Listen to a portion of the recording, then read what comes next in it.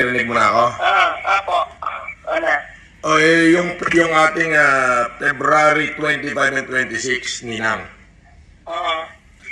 So, ganito, 200,000 na salamin yung ipapadala ko dyan kasi nag-announce ako na pwedeng pumunta lahat ng mga taga-Cagayan, including taga-Luna Apayao.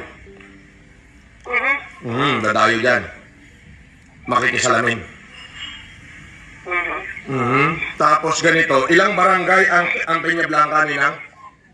25. Nandiyan ba si Tintin sa tabi mo? Wala. Ay, sa kaila, si Aring.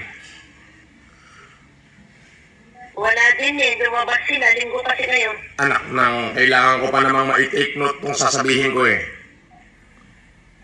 Of course, I need an idea from you kung anong gagawin natin. Pipili ba tayo ng isang estudyante per barangay?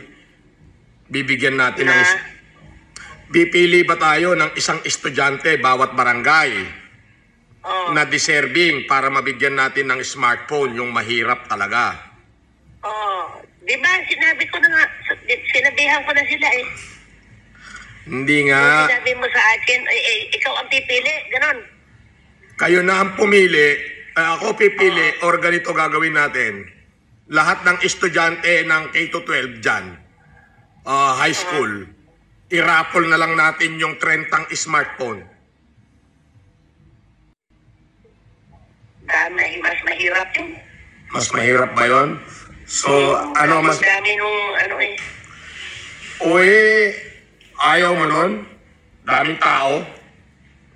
Ang Diyos ko, maliit lang yung gym dito. Maraming dadagsa. Teka muna. O sige, ganito. Ganito na lang. Bawat barangay, kailangan hindi ka mag-anak ni Kapitan, ha? Pagka mag-anak niya, disqualify yan.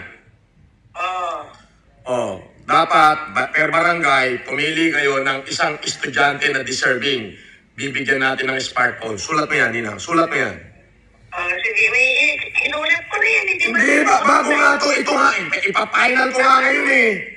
Ay, pambira ka naman, Ninang eh. Mahal kita kaya hindi ko, kaya gusto ko i-finalize ito eh. Sige, lista ko. Tawa-tawanan mo yung anak mo. Pag nagsinador ako, yari kayo sa akin. Joke lang.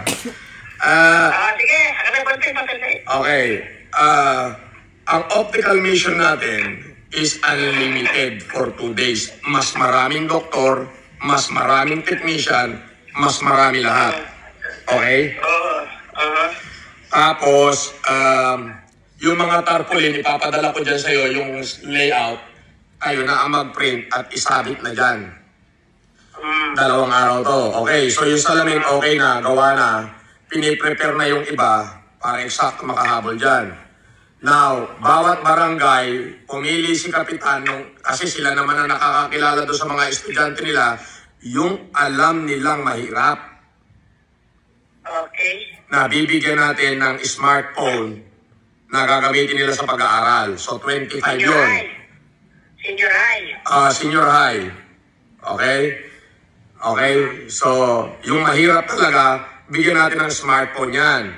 So, 25 na barangay, bawat barangay, isa lang ang dadalhin nila ng estudyante. Kasama yung nanay. Tapos, eto pa. Pipili rin ako ng 10 estudyante na bibigyan ko ng cash assistance, 5,000 each.